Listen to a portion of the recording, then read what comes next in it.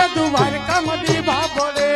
મથુરામાં વાગી મોરલી ગોકુળમાં કેમ છે માય ગોરાઈ રણ છોડજી સોનાના હી ઢોળે દ્વારકામાંથી વાગલે